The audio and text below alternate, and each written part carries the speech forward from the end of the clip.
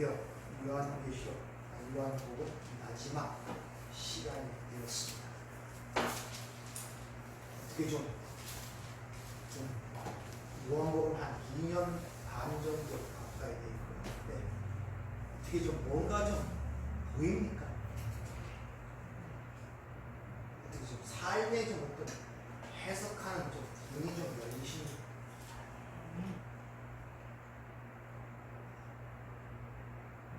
이 요한복음은 처음부터 이 세상의 어둠과 예수 그리스도의 빛됨을 극명하게 대조시킵니다. 어둠과 빛. 이를 통하여서 타락한 인간들의 불가능함과 무력함을 폭로하는 동시에 오직 빛 대신 예수 그리스도의 은혜와 열심으로 구원을 받는다는 내용을 강조하여 우리에게 보여주고 있습니다.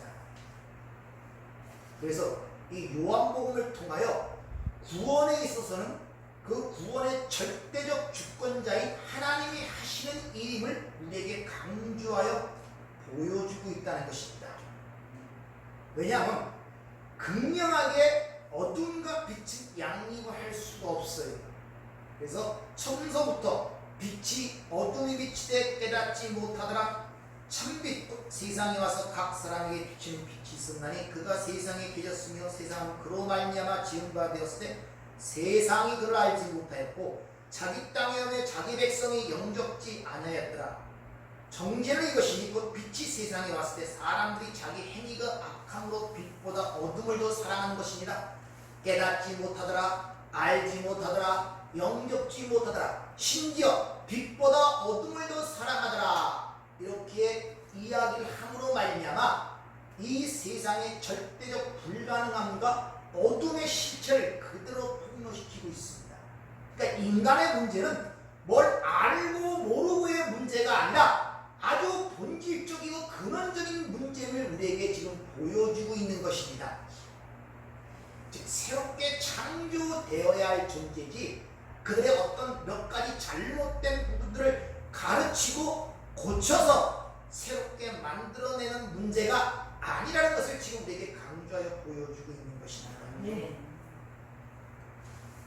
따라서 여러분이 요한복음을 배우면서 인간의 실체가 적나라해져서 자신의 실체가 점점 무능하게 느껴지고 무력하게 느껴지고 불가능하게 느껴지고 그래서 하나님의 아들이 이 땅에 오셔야만 했으며 왜 예수의 은혜만이 우리에게 필요한가 왜 그분만이 우리의 길이고 진리고 생명인가에 대한 애착과 관심과 거기에 점점 여러분의 삶이 의존이 되고 의지하는 쪽으로 가면 여러분이 제대로 지금 살고 계시는 거예요.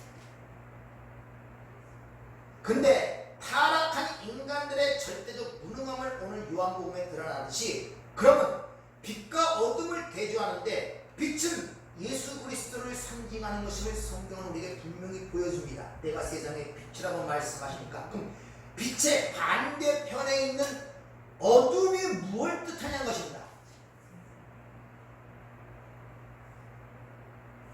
우리가 대부분 알고 있는 빛과 어둠의 개념은 가시적인 것이에요. 보이는 빛이 없으면 그걸 어둠이라 생각하든지 조금 더 나가면 남을 구제하고 남을 도와주고 선행을 베푸는 걸 빛이라고 생각하고 세상이 얘기하는 윤리 도덕적을 어기며 사회법을 어기는 그런 행위가 나올 때 그걸 어둠이라는 개념을 많이 갖고들 있단 말입니다. 성경은 우리를 이 세상 전체를 어둠, 믿지 않는 자를 어둠이라고 얘기를 하는데 그 어둠이 뭐냔 말입니다. 어둠.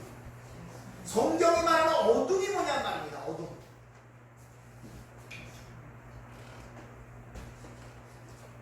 성경에서는 이 빛의 반대편에 어둠을 유대주의, 율법주의 상징적 의미로 그걸 도구로 사용합니다.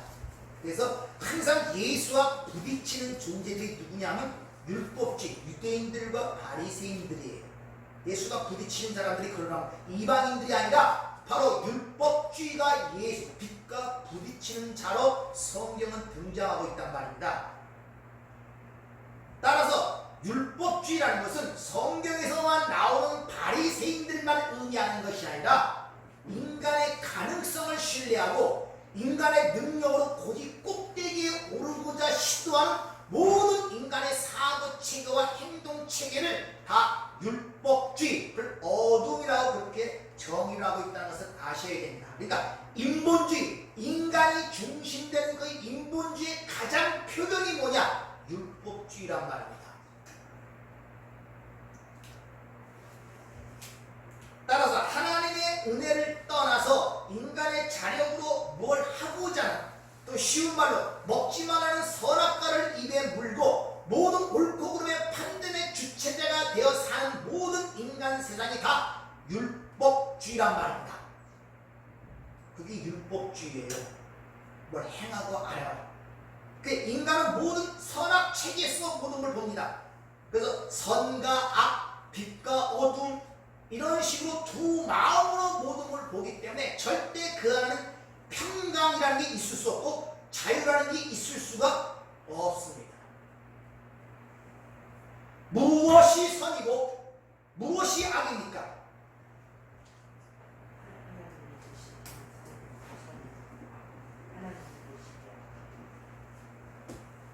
누가 좋은 사람이고 누가 나쁜 사람입니까?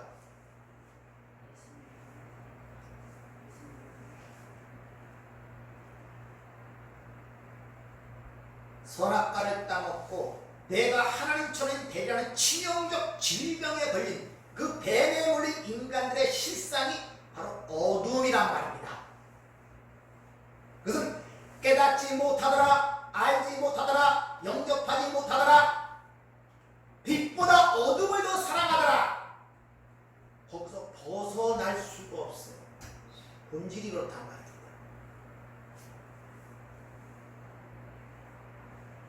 그렇게 빛과 어둠은 절대 섞일 수가 없어요.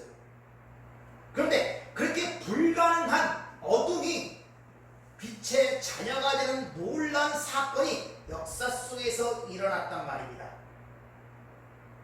즉 어둠이 빛 안으로 흡수가 되어버리는 사건이 일어났단 말입니다.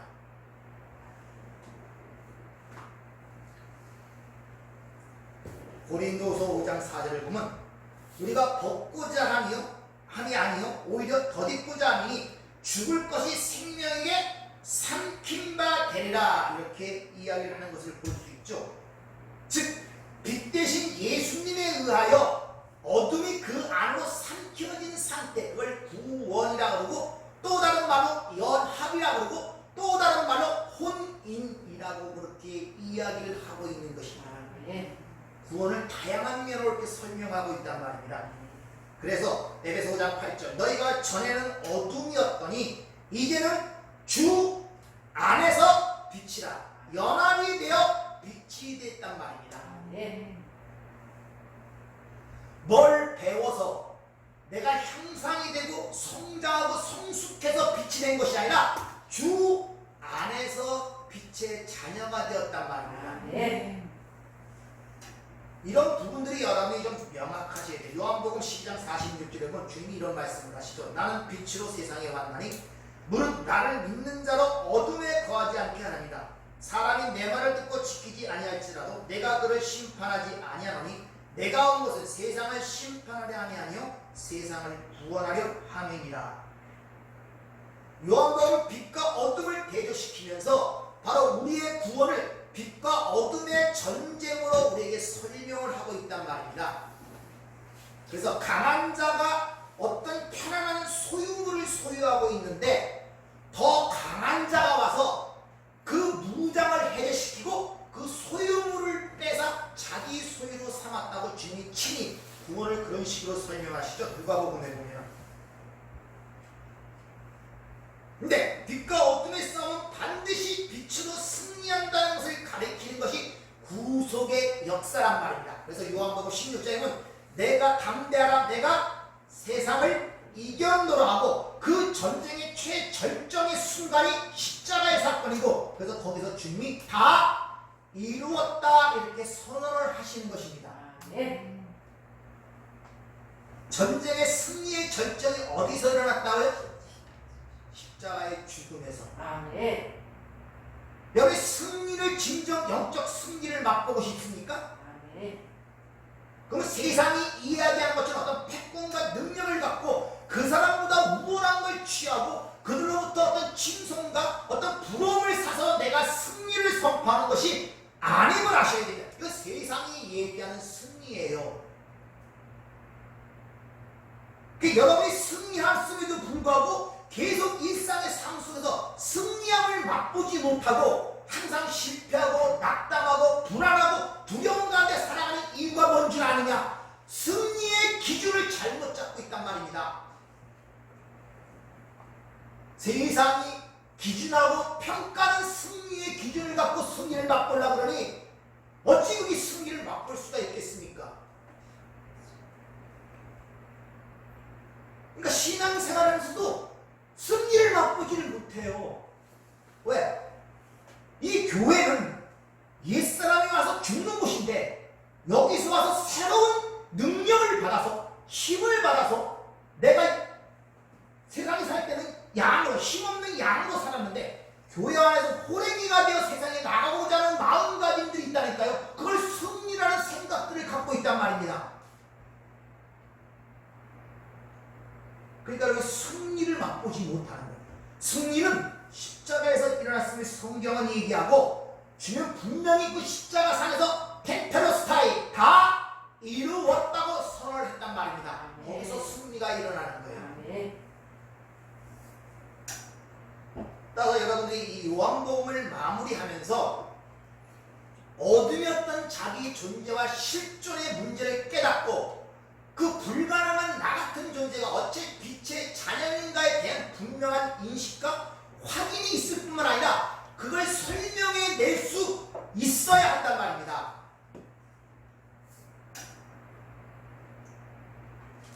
내 삶에서 그게 이해가 되지 않으면 설명이 되진 않아요.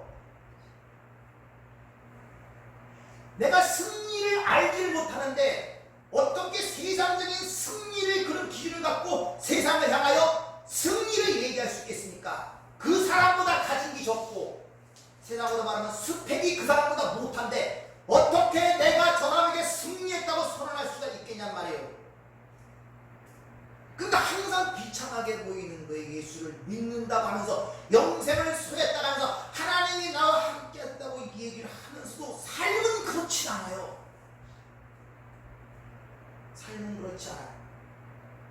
한번 솔직하게 스스로에게 물어보세요. 지금 승리의 삶을 살고 계십니까? 아니면 갈수록 어려워지고 힘들어지는 삶을 가고 있습니까? 점점 땅의 것이 소멸되고 하늘의 것이 확실하게 그 희미한 것들이 점점 확실하게 눈앞에 다가옵니까? 멀리서 맺은 것인데 가까이 가서 그것이 더욱더 선명하게 내 눈에 들어오냐 말이에요. 아니면 그거 안 보이니까 멀어지는 세상을 향하여 계속 손짓을 하며 안타까움과 애절함 속에 살고 있냔 말이에요.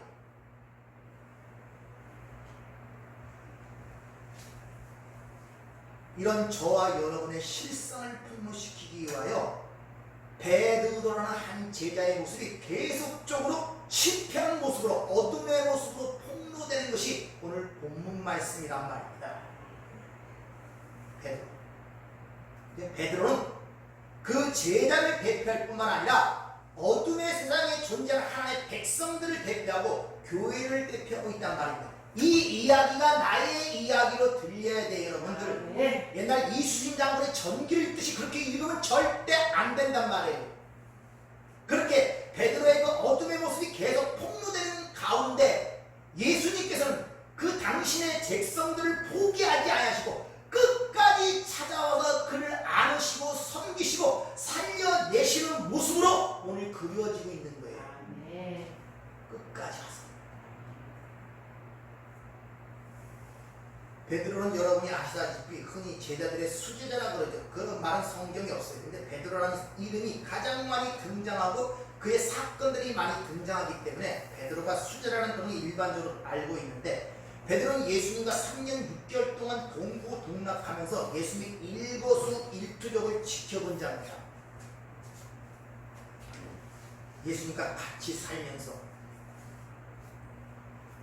그래서 예수님께서 그 베드로에게 이런 상징적 말씀을 하시죠. 마태복음 16장 18절. 또 내가 네게 이르노니 너는 베드로라. 내가 이 반석 위에 내 교회를 세우니 음부의 권세가 이기지 못하리라. 그러니까 베드로가 교회의 대표로 여기 드러나고 있단 말이에요. 저와 여러분의 상징적 의미로 저와 여러분의 대표로 지금 베드로가 여기 등장하고 있단 말입니다.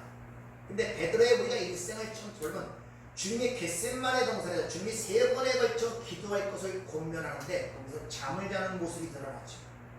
특히 대제사장들 앞에서 예수님을 맹세하며 3번 부인하는 모습이 드러날 뿐만 아니라 부활하신 주님을 직접 보고 그리고 세상으로 파송된 말씀을 듣고 또다시 다른 제자들과 함께 고향으로 돌아가 옛삶의 갈릴리 고기 잡는 모습으로 돌아가는 모습이 기록되어 있다는 말입니다.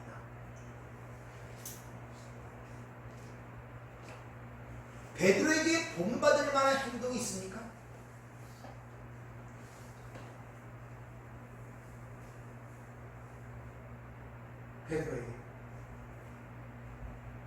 베드로라는 게 반석, 바이란 뜻이죠. 그 이름과는 전혀 다른 그 모습이 보인단 말이에요. 근데 사람들은 왜 그렇게 사람을 영웅시하고 본받자가 많은지 몰라요. 성경 창세기 3장 이후로부터 요한계시록 끝날 때까지 사람을 본받으라는 말씀이 있습니까? 근데 왜 그렇게 사람을 영시하고 사람을 본받으라고 얘기하는지 몰라요.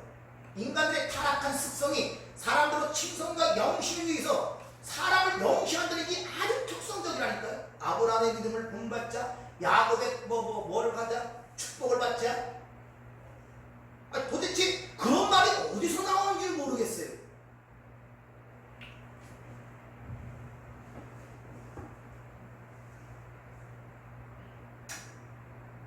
성경은 사람을 뭐랄까 죄인, 티끌, 먼지, 진노의 자녀 이렇게 표현해요. 그래서 율법주의 대표인 인본주의들은 절대 이걸 좋아하지 않습니다. 인간의 어떤 요만한 성향이나 어떤 걸 칭송하거나 부추기는 면이 하나도 없기 때문에 그래서 기독교를 싫어해요. 자존심커녕 존재 자체도 인정하지 않습니다. 다른 한마디로 너희는 죽었다! 라고 선언하고 있단 말입니다. 근데 거기서 무슨 인격을 찾고 자존심을 찾고 자긍심을 찾고 인간의 중심을 찾냔 말이에요.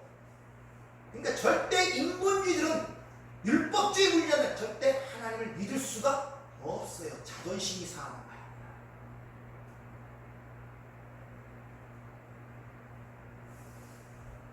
베드로는 예수님께서 자신의 십자가의 죽음을 얘기할 때 절대 그러한 일이 있을 수 없다고 목숨을 걸고 말리던 자가 베드로입니다.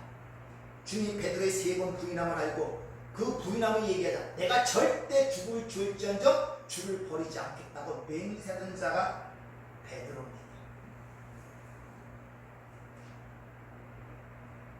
굉장히 열심히 해서 어떤 사건마다 자신의 의의를 내놓고 목숨을 바친다 그러고 부인하지 않다 그러고 가끔 일어날 때 내가 그걸 적극적으로 막겠다는 이 베드로의 모습을 통해서 바로 어둠 속에 있는 이 타락한 인간들이 내 하나님을 위해 내놓는다는 열심의 무가치성과 헛된 것임을 지금 우리에게 폭로로 시키고 있는 거예요.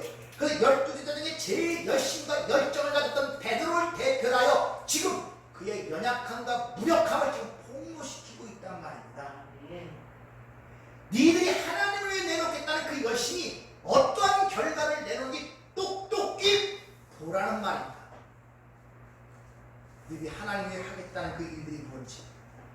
따라서 이 어둠에 속한 인간들이 자기 부인이 되지 않은 상태에서 내놓는 모든 인간적 열심은 그것이 하나님에 의하여 인정되는 것이 아니라 오히려 철저하게 부정되고 부인된다는 것을 성경은 창세기부터 요한계시록까지 우리에게 보여주고 있는 거예요. 그래서 성경을 읽다 보면 믿음의 행위를 한 것 같은 믿음의 사람도 있어요. 아브라함이나 다윗이나 이삭. 근데 꼭 끝맺음이 별로 안 좋아요. 이상하게 120년 동안 그 방주를 저 구원받은 노아가 끝나자마자 술 먹고 취해서 벌거벗는 모습으로 드러나고 있죠. 아니 120년 동안 하나님의 말씀을 믿고 방주를 준비해 구원받은 그 믿음의 사람이 술 먹고 취한 모습으로 그려진단 말이에요. 노아의 마지막 모습이. 아들을 바침으로 말미암아 하나님께 인제 진정 나를 믿는다고 칭찬받던 믿음의 종 아브라함이 결론이 어떻게 끝난지 아십니까? 다른 이방 여인을 맞아갖고 척들어가갖고 여러 자식을 낳는 모습으로 끝납니다. 다 읽어보시라니까요. 그렇게 성경은 인간의 그런 모습들을 드러내지 그를 통하여 우리에게 그걸 본받아서 하나님이 이런 섬김을 좋아한다는 것을 가르치기 위해서 그 내용들을 기록하고 있지 않음을 우리가 분명히 인식들을 하셔야 돼요.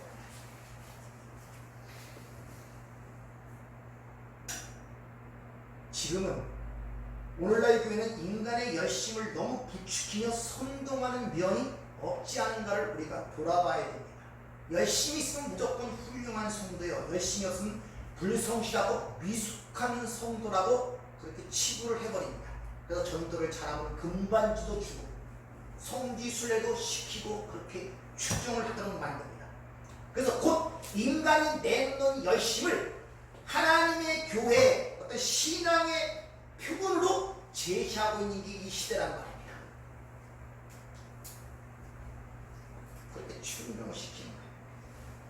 다시 말하지만 기독교의 신앙이라는 것은 인간의 노력과 열심으로 하나님을 섬기며 하나님을 감동시켜 하나님의 일을 돕는 자가 아니라 내가 완전히 자리 분리되어 비워진 상태에서 하나님의 은혜가 그 안에 채워져 하나님의 열심으로 일을 하는 것이 기독교 신앙이란 말입니다. 네. 근데 이것이 오늘날 많이 오해를 되고 있어요.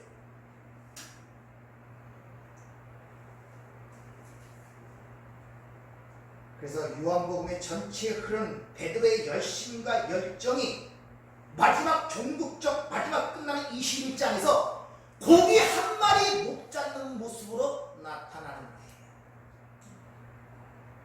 그리고 그 허망한 열매를 상징적으로 보여주기 위해서 빈 그물이 거기에 등장하고 있단 말입니다. 이같이 어둠에 있는 인간들이 내놓는 모든 것들의 열매가 어떤 것임을 그런 모습으로 우리에게 보여주고 있는 거예요. 우리들이 내놓는 열심이 어떤 결과를 맺게 되는지 보란 말입니다. 빈 그물로 그렇게 철저하게 실패한 그 지점에 바로 하나님의 말씀이 떨어지는 거예요. 내 오른편에 던지라. 무슨 말입니까? 오른편에 던지란 말. 어느 쪽이 오른편이고 어느 쪽이 왼쪽입니까, 여러분? 네? 어느 쪽이 오른쪽이고 어느 쪽이 왼쪽이에요?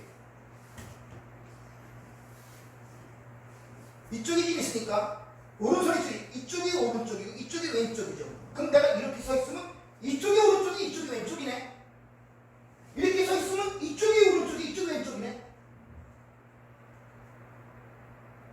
어느 쪽이 오른쪽이 어느 왼쪽이에요. 다 이런 문제도 인간의 기준에 의하여 그렇게 이야기를 하고 있는 것입니다. 그래서 오른편이 한 것을 오른손이 한 것을 왼손이 모르게 하라. 즉 인간적 기준에 의하여 하나님이 하는 오른편이라든지 왼편이라는 이 말의 의미를 이해하지 못하니까 인간적 생각으로 거기서 오른손이라는 말이 없어요. 그냥 오른쪽, 왼쪽이 엑시오스. 오른쪽이 한 것을 왼쪽이 모르게 하라. 그것을 은밀하게 이렇게 성경을 번역하고 있단 말입니다. 왜? 인간의 지혜로는 그렇게뿐이 못 받아들이니까. 신학자들, 언어 연구학자들 뭐 이런 사람들이 모여서 하니까 안 이해가 되는 거예요. 그거는 어떤 부재나 선행을 할 때 몰라라는 뜻이 아니라 하나님이 하시는 일, 항상 하나님은 오른편입니다. 보호자 오른편에 앉았고 하나님이 하시는 일은 세상 왼편이 모른다, 이런 말을 우리에게 전달하는 건데 그걸 해석하기를 오른손이 하는 일을 왼손이 모르게 하라, 인간의 행위로 해석을 해버리는 거예요.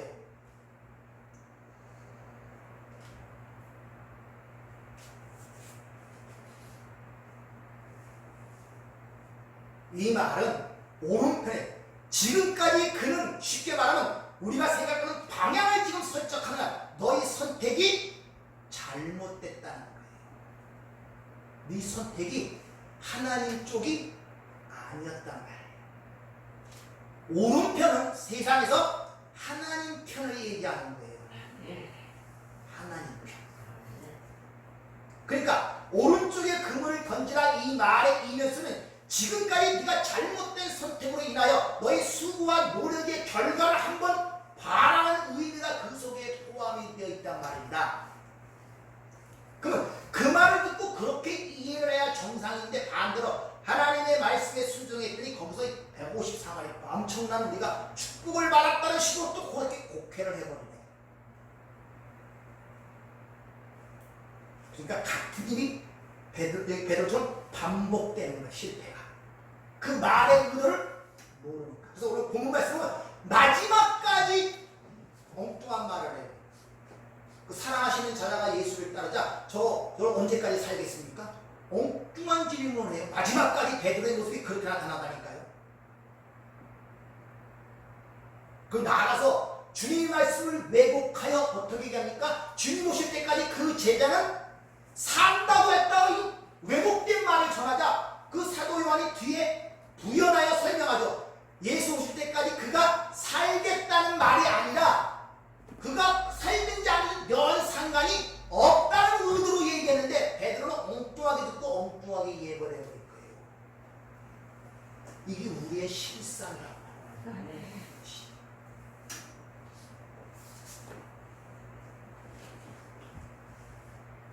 따라서 하나님의 말씀이 떨어지고 오른편 쪽에 던지자 오른편에 배를 타고 이렇게 하는데 배머리가 있으면 이쪽이 오른편이고 이쪽에서 이쪽이 오른편이고 그런 방향을 지금 지시하는 것이 아니에요. 네가 이 말씀의 의미를 깨닫으면 오른쪽 바른 쪽을 선택했다면 거기에 하나님 나라가 하나님의 은혜와 열심히 하여 완성이 된다는 사실을 153마리 153 그 당시에 히브리 민족의 사업 속에 모든 고기의 전체의 종류가 153이란 말입니다. 그 하나님 나라의 완성이 그렇게 될 것이라는 것을 가르쳐주고 있는 거예요. 즉 하나님 나라의 일에 있어서 알파와 오메가 시작과 나중이 누구이고 그리고 그 주체가 누구임을 확실하게 지금 베드로에게 설명을 하고 있단 말입니다. 구원이라는 것은 하나님이 그에게 의하여 하나님의 시작이 되고 하나님의 완성이 된다는 것은 그것을 지금 짧은 그 그림 속에서 보여주고 있단 말입니다.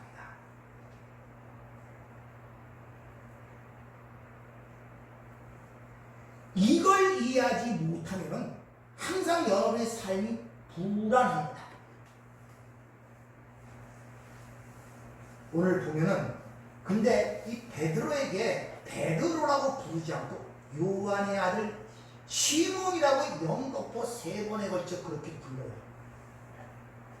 안드레가 예수님께 자기 형제였던 베드로를 데리고 오자 요한의 아들 시몬이냐 내가 이제부터 장차 개바라 하리라 그런 말씀 있죠. 요한복음 1장 41절에 보면 그가 먼저 자기 형제 시몬을 찾아 말하되 우리가 메시아를 만났다 하고 메시아는 번역하면 그리스도라 데리고 예수께로 오니 예수께서 보시고 이르시되 내가 요한의 아들 시몬이니 장차 개바라 하리라 개바는 번역하면 베드로라. 이때 딱 한 번 요한의 아들 시몬이라는 이름이 나오고 그 후에는 전혀 등장하고 있지 않다가 마지막 여기서 3번에 걸쳐 요한의 아들 시몬아라고 이렇게 불러요. 주님의 어떤 의도가 있단 말이에요. 지금까지 베드로라고 지어진 이름을 부르다가 왜 갑자기 여기서만 요한의 아들 시몬이라고 반복하여 3번이나 그 이름으로 부르고 있냐는 것이죠. 바로 이 한마디 이름 속에 하나님의 구원의 원리가 그 안에 들어가 있습니다. 의도가 있단 말입니다. 거기도 무대 장치를 한 것 잘 보세요. 숯불을 피워놓은 가운데 떡과 물고기를 준비하고 베드로를 그 앞에 불러서 그를 베드로라 부르는 것이 아니라 요한의 아들 시몬이라고 지금 부르고 있단 말입니다. 요한복음을 마무리하면서 이 상황을 통하여 구원이 무엇이고 어떻게 이루어지는가를 지금 설명하고 계시는 거예요. 예수님께서. 마태복음 26장 31절, 즉 주님이 십자가에 지기 전에 하신 말씀을 한번 보세요. 그때 예수께서 제자들에게 이르시되 오늘 밤에 너희가 다 나를 버리라. 기록된 바 내가 목자를 치니 양의 떼가 흩어지라 하였느니라. 그러나 내가 사람 후에 너희가 먼저 갈릴리로 가리라. 즉 오늘 이 자기 고향에 들어와 고기 잡는 이 제자들의 모습은 흩어진 양의 모습을 지금 보여주고 있는 거예요. 그 흩어진 그 양의 모습, 그 상황 속에서 지금 그 베드로를 향하여 베드로라고 부르지 않고 요한의 아들 시몬이라고 지금 부르는 거예요. 목자를 치자 양들이 흩어지는 스가랴서의 예언이 있습니다. 말씀대로 예수님이 죽자 그 양들이랑 흩어졌어요. 계열이 다 흩어졌고 고향에 와서 갈릴리에서 고기를 잡고 있단 말이야. 흩어진 그들에게 지금 베드로라 하지 않고 요한의 아들 시몬이라고 세 번에 걸쳐 부르고 있단 말이에요. 이 상황을 통해 지금 뭐를 설명하고 계시단 말입니다. 우선 시몬이라는 이름은 야곱의 12지파, 12아들이 있죠. 두 번째 아들의 이름이 시몬입니다. 근데 야곱이 죽기 전에 그 두 번째 아들은 시몬에게 한 예언이 있어요. 그때 뭐라고 말씀하시는 걸 잘 보세요. 지금 창세기로 올라가는 것입니다. 어떻게 그 시몬이, 그 시몬을 상징하는 그 베드로가, 즉 요한의 시몬이 어떻게 구원받는가를 지금 연결시키고 있단 말입니다. 창세기 49장 5절이거든요. 5절 이하로 이런 말씀이 있습니다. 야곱부터 예언하죠.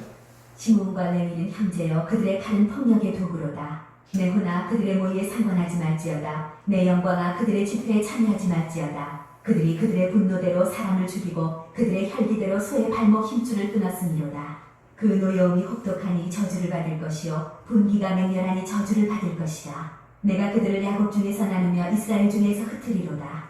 자, 이 이야기를 이해하기 위해서는 창세기 31장에 보면 여호와 하나님께서 라반의 집에서 일하던 야곱에게 나타나서 베델로 돌아가라 그래요. 그래서 그 말씀을 듣고 자기의 삼촌 라반의 집을 떠나 베델로 가는 도중에 세겜이라는 땅에 머물고 거기에 장막을 쳐버립니다. 근데 그 당시에 그 장막을 쳤던 그 당시에 세겜 땅 추장이 있었는데 이 야곱의 유일한 무남 동료였던 디나가 그 마을을 구경하러 갔다 세겜의 땅의 추장의 아들에게 강간을 당하는 사건이 일어납니다. 그걸 참지 못했던 그 야곱의 12아들 중에 시몬과 레위가 그 할례를 빙자하여 반에 그들을 엄습하여 세겜의 아들 추장으로부터 남자들은 싸그리 죽여버립니다. 이 일이 하나님의 진노와 저주를 가져오게 되고 결국 이스라엘 중에서 흩어지라 이런 저주의 말씀, 예언이 그들에게 떨어진단 말입니다.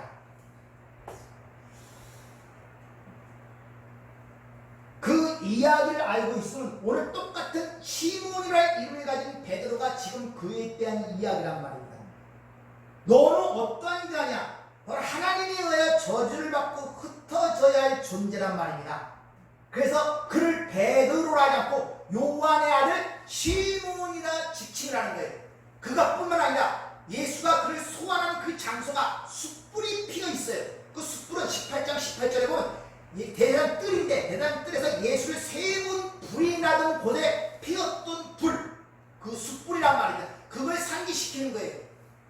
그러니까 지금 베드로의 운명은 죽을 수밖에 없는 운명임을 지금 이 상황을 통해서 우리에게 지금 가르쳐주고 있단 말입니다.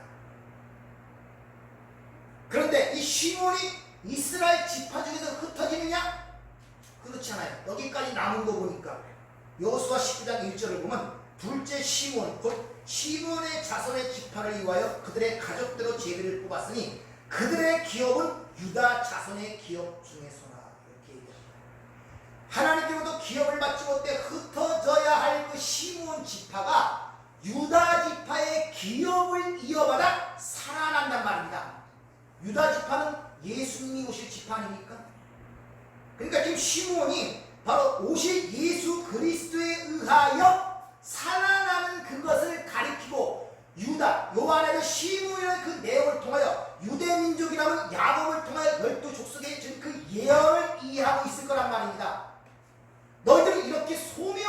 할 존재인데 유다 지파의 후손이 예수 그리스도의 구원받는 다는 내용을 지금 오늘 본문의 상황을 통하여 지금 설명을 하고 있는 거예요. 자신의 백성들에게.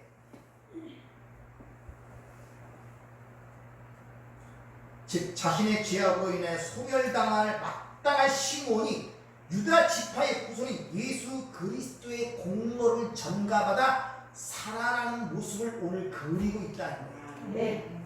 이런 시몬의 얘기는 또 누가복음에 기록되어 있습니다. 누가복음 2장 25절에 보면 이런 말씀이 있죠. 예루살렘에 시므온이라 하는 사람이 있으니 이 사람은 의롭고 경건하여 이스라엘의 위로를 기다리는 자라. 성령이 그 위에 계시더라. 그가 주의 그리스도를 보기 전에는 죽지 아니하리라 하는 성령의 지시를 받았더니 성령의 감동으로 성전에 들어가매 마침 부모가 율법의 관례대로 행하고자 하여 그 아기 예수를 데리고 오는지라. 시므온이 아기를 안고 하나님을 찬송하여 이르되 주제여 이제는 말씀하신 대로 종을 평안히 놓아주시는도다. 내 눈이 주의 구원을 보았사오니 이는 만민 앞에 예비하신 것이요 이방을 비추는 빛이요 주의 백성 이스라엘의 영광이니이다 하니. 역시 유다 지파의 후손으로 지금 아기 예수를 손에 들고 시므온이 자신의 구원을 찬송하는 모습이 오늘 그려지고 있단 말입니다. 그러니까 시므온 지파가 유다 지파의 기업으로 살아가는 그 이야기가 그림이 좀 더 시므온의 이 이야기를 통해 확실하게 보여주는 거예요. 갑자기 나이 먹은 시므온이 8일째 할례받으러 나온 그 아기 예수를 붙들고 이제 주의 구원을 보았으니 여한이 없다 그러죠. 구원의 이야기를 지금 여기서 지금 일러주고 있다는 것이죠. 따라서 오늘 그 베드로에게 요한의 아들 시몬이라고 부른 그 이야기 속에 이 구원의 전체적 이야기가 다 함의되어 있는 것이란 말입니다. 단순히 그렇게 부르는 것이 아니라, 그래서 그 베드로를 불러낸 그 장소의 숯불을 마련하는 겁니다. 죽어도 내가 예수를 부인하지 않다고 했던데 내가 3번 맹세하여 부인했잖아요. 그 숯불을 보면서 뭘 생각하겠습니까? 대번 알죠. 그 자리는 심판의 자리고 소명의 자리였단 말입니다. 벗어날 수 없는 죽음의 자리였단 말입니다. 거기서 하나님을 부인하고 주를 부인했으니까 그 자리에 예수님이 베드로를 소환시킨 거예요. 그리고 그에게 이렇게 묻습니다. 요한의 아들 시몬아, 내가 이 사람들보다 나를 더 사랑하느냐? 이렇게 묻죠. 그래서 이 사람들이라고 번역되는데 이것이 남성 명사고 중성 명사입니다. 사람들, 인칭을 사이하는 이것들보다, 이 고기잡이 하는 것보다, 네가 오늘 배와 이런 것들보다 나를 더 사랑하느냐? 이렇게 묻고 있는 것이죠. 여기서도 여러분들이 한번 잘 읽어보시고 고민적으로 생각해봤다면 대부분 것들이에요. 아니, 잘못된 제자를 찾아와서 이야기를 할 때 너는 왜 이런 일을 했느냐? 그건 잘못한 거 아니냐? 가르치고 교훈시켜줘야 돼요. 왜 뜬금없이 내가 나를 사랑하느냐? 모르셔서 물었겠습니까? 왜 그런 질문을 하세요? 거기다 더 뻔뻔스러운 것은, 아니 분명히 숯불을 통해서 자기가 3번 부인한 걸 아는 그제 우리 같았으면 그런 말을 들을 때 아우 주님 죄송합니다, 미안합니다, 다시는 그러지 않을게요. 몸둘 바를 모르고 어디 숨을 구석에 찾았을 거예요. 근데 뻔뻔스럽게 내가 주님을 사랑하는 줄 주께서 아시나이다. 이 베드로의 모습 자체도 좀 이상하고, 그 사랑의 문제에 대해서는 5시간 한번 말씀을 드려보도록 하죠. 자, 3번에 걸쳐 묻습니다. 내가 나를 사랑하느냐? 무엇을 상기시킵니까? 대제사장 앞에서 3번 나를 부인한 사건을 상기시키는 거예요. 의도적으로. 그러면 베드로는 그것을 이미 안다면 선뜻 대답이 안 나오죠. 근데 베드로는 확신 있게 대답은 못하지만 그러하나이다 하면서 뒤에 단서를 붙이죠. 주님께서 아시나이다. 질문과 대답의 주체를 예수님께 넘겨드리고 있는 거예요. 그래도 조금 전에 베드로의 모습과는 많이 달라졌죠. 내가 주를 위해 죽을지언정 주를 떠나지 않겠다고 그렇게 왕성하던 그 베드로는 어디 갔습니까? 십자가에 죽겠다고 얘기하자 절대 그런 일이 없을도록 내가 만들겠다고 호언장담하던 베드로는 어디 갔습니까? 많이 변화가 됐죠. 그런데 여기서 핵심적인 문제는 세 번째 질문에 하나가 더 붙다. 두 번째는 똑같이 대답하다가 세 번째 연거푸 질문하자 베드로가 이렇게 얘기합니다. 근심하여 리페 고통스러워하라 슬퍼하다. 리페 고통, 굉장한 고통을 얘기합니다. 고통스러워 슬퍼하다 이런 의미입니다. 그러니까 세 번째 대답은 고통스러워 대답했다 이런 말이에요. 왜 그렇게 고통스럽겠습니까?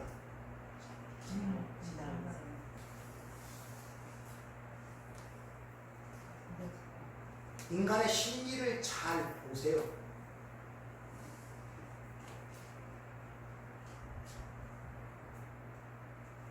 지나온 일이 후회가 돼서 고통스럽다고. 그럼 내가 주님 사랑한다는 말을 못하지. 지난 날을 생각하면.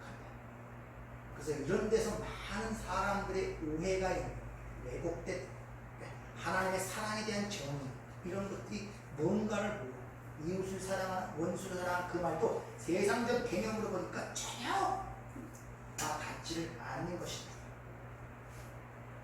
지금 베드로는 진짜는 주님을 사랑하고 싶어요. 근데 주님을 진심으로 사랑하지 못하는 자신에 대한 고통이란 말입니다. 이것이 과거에 내가 한 일에 대한 어떤 후회와 반성의 고통이 아니라 진정으로 내가 주님을 사랑하고 싶습니다. 하나님을 사랑하고 싶지만 그러지 못한 내 자신을 바라볼 때마다 너무 고통스럽고 힘이 드는 거예요. 아시겠습니까?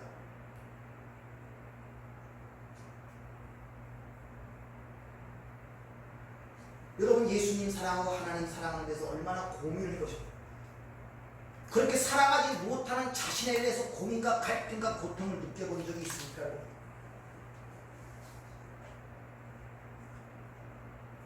사랑해야 되는데 사랑하고 싶은데 내 존재는 전혀 하나님을 사랑할 존재가 되지 못하는 내 자신을 바라보는 것부터 오는 고통, 그 번민, 그 갈등, 그 고민 이런 것을 느껴본 적이 있습니다.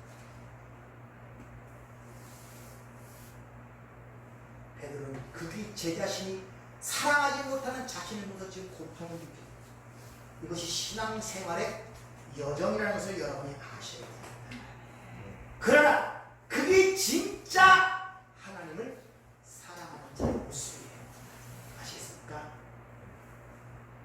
그게 진짜 사랑하는 자의 모습이라니까요. 여러분이 어떤 대상을 사랑할 때 사랑하고 싶은 마음이 있고 모든 걸 할 때 그러지 못한 내 자신의 실상과 실체를 깨닫고 그로부터 고통과 고민과 갈등을 느끼는 그 자가 진짜 상대방을 사랑하는 자란 말입니다. 그게 바로 주님을 사랑하는 신도, 즉 성도의 마음을 여러분 아시죠? 여러분이 그런 걸 갖고 있다면 여러분 주님을 사랑하는 자입니다. 사랑이 없으면 갈등도 고민도 고통도 없습니다. 이 시절 한번 생각들 해보세요. 사람의 고통을 느꼈고 사람의 관계 속에서 고통을 느꼈고 물질의 고통을 느꼈고 고민과 갈등을 느꼈지만 내가 하나님을 전심으로 사랑하지 못한 데한 갈등과 고민과 고통을 느껴본 적이 있습니까? 여러분이 지금 주어지는 고통이 뭐냐 말입니다. 제가 진정 주님을 사랑하지 못하는 그 고통이야 말입니다. 그 고통입니까? 아니면 세상 것을 갖지 못하고 부족하고 결핍으로 오는 그런 고통입니까?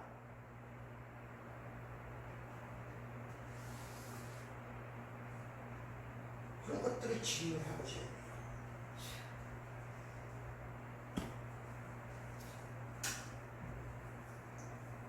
사랑이 없으면 괴로움도 없습니다. 무관심한데 무슨 괴로움이 있어요? 고민도 없습니다. 갈등도 없습니다. 남 문제 때문에 갈등이 있고 고민이 있지 않잖아요. 가정 문제 때문에 고민과 갈등이 있고 왜? 혈연이라는 관계 속에 연결이 되어 있고 그것도 세상적인 사랑이라는 관계 속에 형성이 되어 있기 때문에 뭐 힘들고 고통스럽고 그런 거 아닙니까? 고민하고 갈등하는 거 아닙니까? 그럼 하나님의 권속으로서 하나님의 백성으로 하나님의 자녀로서 아버지를 사랑하고 주님을 사랑하는 우리 입장에서 그러지 못하는 자신 때문에 고통스러워하고 힘들어하고 고민과 갈등을 느낀 적이 있는가를 스스로에게 한번 물어보세요. 그게 있는 자가 진짜 주님을 사랑하는 자예요. 그리고 하나님의 구원을 이해하는 자예요. 내가 받은 사랑이 무엇인가를 아는 자란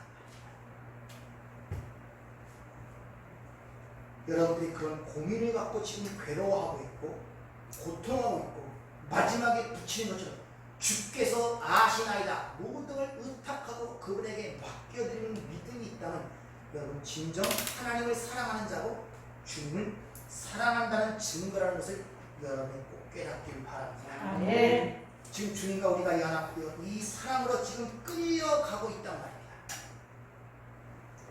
따라서 여러분이 어떻게 느끼든지 무관심하든지 거기에 아는 감각도 없든지 상관없어요. 하나님에 의하여 끌려가는 자는 반드시 오늘 베드로가 내려간 그 자리까지 하나님에 의하여 끌려 내려갈 것이고 여러분들을 반드시 갈릴리로 불러낼 것이고 반드시 여러분의 세 번의 자리, 부인의 자리, 숯불 가운데 여러분을 끌어내실 것입니다.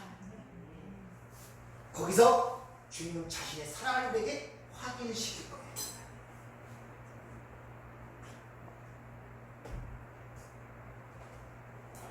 그리고 그 주어진 그 하나님의 믿음에 의하여 하나님을 사랑하는 자로 만들어가는 모든 여정 속에 하나님께서 그 일을 하신다는 확신이 있다면 내가 주님을 사랑합니다라는 그런 마음이 나올 수가 있는 거예요. 우리는 사랑이라 그러면 전부 다 감정적 정서적으로 생각을 하죠. 그래서 이 시간에는 왜 뻔뻔스럽게 이 베드로가 내가 주님을 사랑하는 날 주께서 하신나이다 그렇게 고백할 수 있었는지 그 사랑에 대한 정의를 이 사도 요한이 사랑의 사도 아닙니까? 요한일서 3사도 그렇고 사랑의 정의를 바꿔야 돼요. 이 시간에는 왜 그렇게 베드로가 이야기할 수 있었는지 우리가 갖고 있는 사랑의 개념이 얼마나 잘못되고 왜곡됐는지를 한번 배워보도록 하겠습니다. 기도하겠습니다. 은혜롭고 자비로우신 아버지 하나님 은혜로 태초의 말씀이 계신다 시작하여 오늘 여기까지 왔습니다. 그 말씀이 저희를 이끌어오신 줄 믿습니다. 하나님 하는 것들을 우리가 부족하고 깨닫지 못하는 가운데 있지만 그런 하나님의 열심 하나님 포기하지 않는 그 사랑이 저희들을 완성시킬 줄 믿습니다.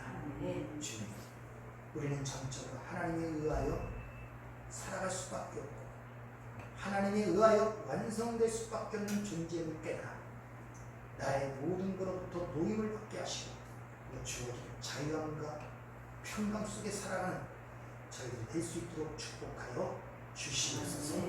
예수님 이름으로 기도하옵나이다. 아멘.